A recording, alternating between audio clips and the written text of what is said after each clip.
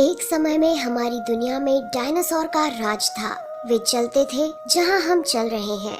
इसी हवा में सांसें ली, इसी धरती पर लड़ाइयां लड़ी। इन दैत्याकार बड़े विचित्र डायनासोर ने करीब 14 करोड़ सालों तक इस धरती पर राज किया। इन डायनासोर की कई हजार प्रजातियां थी। इनमें से कुछ शाकाहारी थे, कुछ मांसाहारी, तो कुछ डायनासोर बहुत ही शांत स्वभाव के थे। वहीं कुछ डायनासोर बहुत ही हिंसक और खतरनाक थे। ये उस समय के सबसे सफल जीव थे। लेकिन फिर अचानक ऐसा क्या हुआ? आखिर वह कौन सी घटना थी जिसने इनका नामो निशान ही मिटा दिया? इसे जानने के लिए हमें करोड़ों साल पीछे जाना होगा और डायनासोर्स के उस अंतिम दिन को करीब से देखना होगा। तो आइए चलते हैं आज से 65 मिलियन साल यानी कि 6 करोड़ 50 लाख साल पीछे। आज से करीब 6.5 करोड़ साल पहले धरती पर मौसम सामान्य था।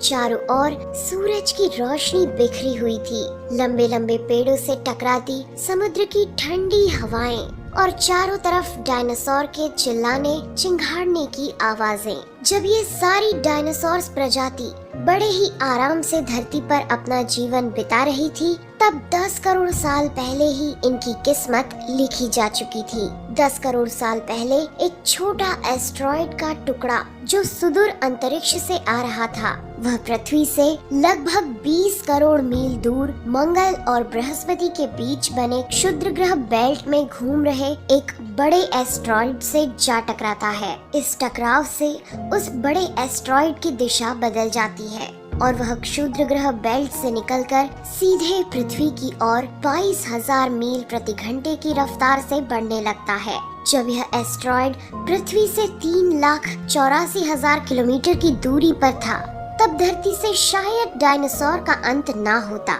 यदि यह एस्ट्रॉइड पृथ्वी के उपग्रह चांद से टकराता। लेकिन नियति को कुछ और ही मंजूर था, इसलिए ये बड़ा एस्ट्रॉइड चांद के बहुत नजदीक से गुजर गया।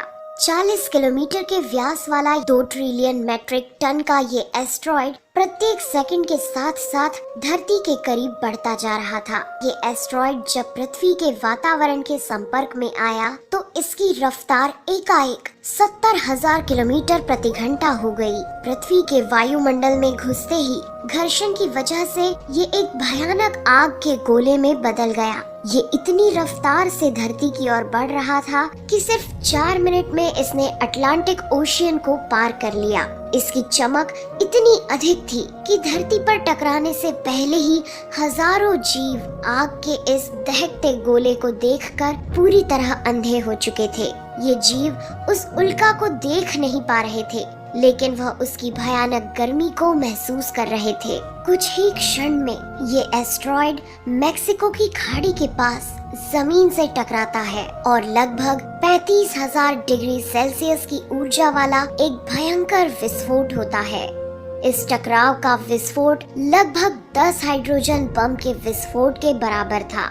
ये विस्फोट इतना शक्तिशाली था कि इसके टकराते ही धरती की लाखों टन धातु अंतरिक्ष में चली गई। टकराव वाली जगह पर 180 किलोमीटर चौड़ा और 20 किलोमीटर गहरा गड्ढा बन गया।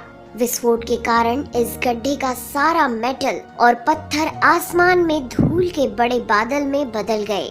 16 मिनट 40 सेकंड बाद जमीनी टकराव की वजह से धरती के अंदर चारों ओर 11.1 तीव्रता की भूकंपीय तरंगे उठने लगी।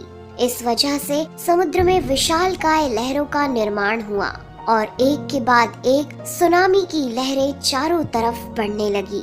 भूकंपीय तरंगों ने सभी सक्रिय ज्वालामुखियों को दहका दिया, जिसके कारण जगह जगह डायनासोर का विनाश शुरू हो गया। धरती के महाविनाश की प्रक्रिया आरंभ हो चुकी थी। इस भयानक विस्फोट में रेडिएशन की मात्रा इतनी बढ़ गई कि इसके 800 किलोमीटर के दायरे में आने वाले सभी जीव जलकर पूरी तरह राख के ढेर में बदल गए थे। इस महाविनाश में उड़ने वाले डायनासोर इन जमीनी खतरों से तो बच निकले, लेकिन ये तो महाप्रलय की बस शुरुआत मात्र थी। विस्फोट की वजह से जो लाखों टन मेटल, पत्थर और धूल अंतरिक्ष में गया था, वह ग्रेविटेशनल पुल के कारण ठीक 40 मिनट बाद आग के गोले के रूप में पूरी धरती पर बरसने लगे। साथ ही धूल का एक बहुत बड़ा तूफान 6000 किलोमीटर प्रति घंटे की रफ्तार से पृथ्वी के दूसरी तरफ मौत लेकर आ रहा था। ये धूल के बादल कई किलोमीटर मोटे थे, जिसकी वजह से धरती पर सूरज की रोशनी का पहुंच पाना असंभव हो गया। गर्म हवाओं का तापमान 100 डिग्री सेल्सियस से ज्यादा हो जाने के कारण धरती पर पेड़ पौधों की लगभग सारी आबादी जलकर खाक हो गई थी।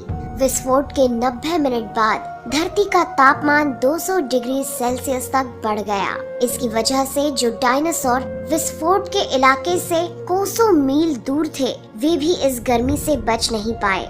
इस महाप्रलय से धरती की कुल 90% प्रजाति पूरी तरह खत्म हो गई थी और जो 10% जीव धरती पर बच गए थे, उनमें से भी सिर्फ वही जीव जिंदा रह सके जिनका वजन 30 किलोग्राम से कम था। इसका कारण ये था कि इस महाप्रलय में लाखों की संख्या में जीव मारे जा चुके थे और पेड़ पौधों की सारी आबादी भी जलकर राख हो चुकी थी, जिसके चलते यहाँ जो बड़े और विशालकाय जीव जीवित बच गए थे, उन्हें भरपूर मात्रा में खाना पीना न मिल सका। लेकिन ये महाप्रलय किसी अन्य जीव के लिए फायदेमंद साबित होने वाला था। धरती पर डायनासोर का अंत एक छोटी प्रजाति के लिए सुनहरा अवसर लेकर आया और वह प्रजाति थी मैमल्स की।